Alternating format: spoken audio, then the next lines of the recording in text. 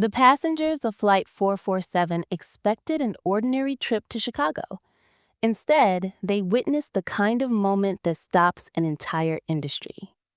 It began in first class. Three Skywing employees, Paula, Derek, and Brittany, escalated a situation with two Black passengers. What should have been routine service turned into open discrimination, played out in front of horrified travelers. Phones came out, voices whispered, and then one passenger, Malik Johnson, hit the button to go live. Within minutes, thousands of people across the country were watching the incident unfold in real time. The cabin froze when Zara Williams stepped forward. Not just the pilot, not just the manager, but Skywing's quiet enforcer of accountability. Calm, precise, and unflinching. She didn't raise her voice. Instead, she began with facts. Paula's mortgage payment, Derek's job history, Brittany's recent performance reviews. She knew everything. It wasn't cruelty. It was clarity. She was reminding them, your choices today have consequences. Your actions, she said evenly, violated Skywing policies 4.1, 4.7, and 6.3. The standard penalty is termination. Paula pleaded. Derek sagged in silence.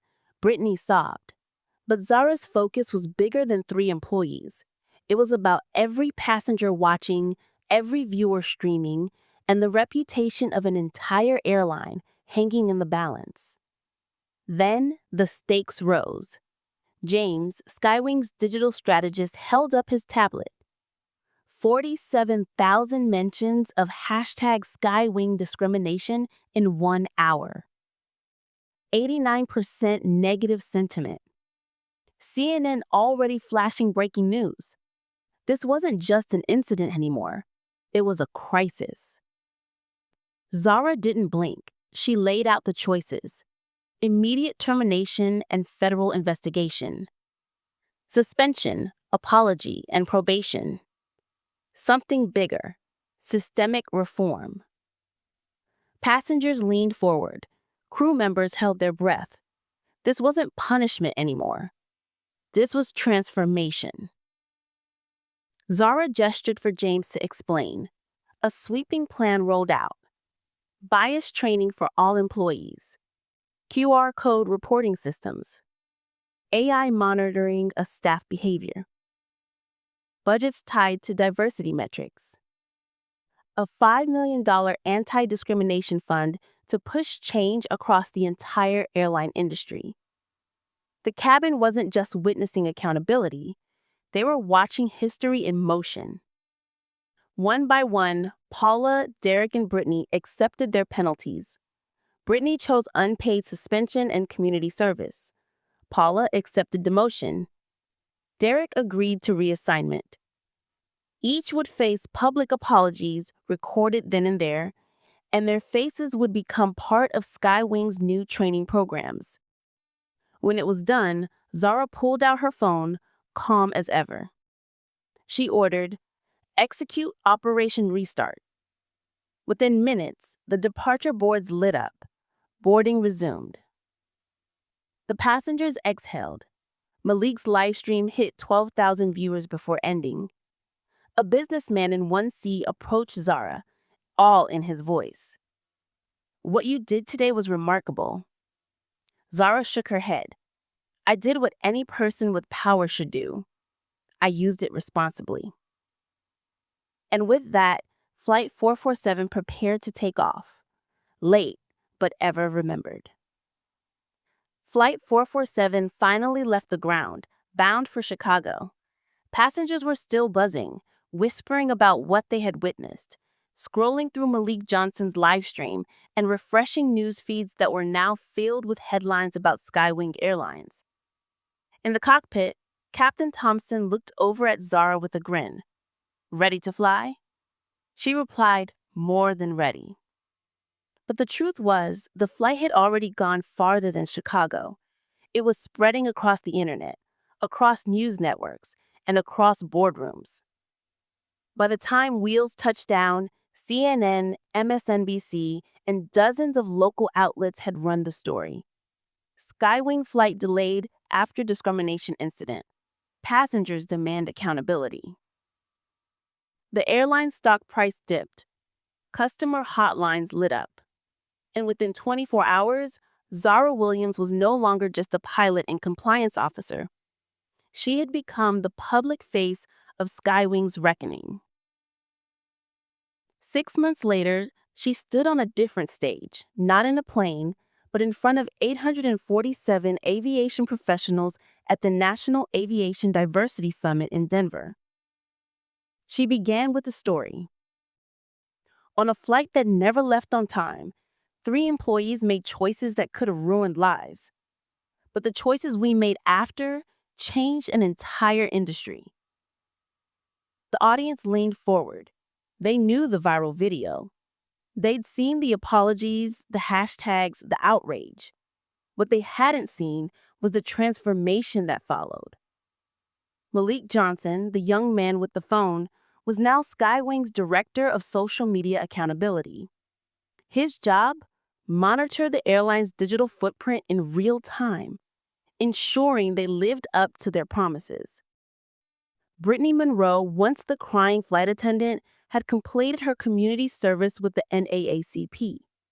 Instead of disappearing in shame, she returned, this time as a diversity training coordinator, teaching others not to repeat her mistakes.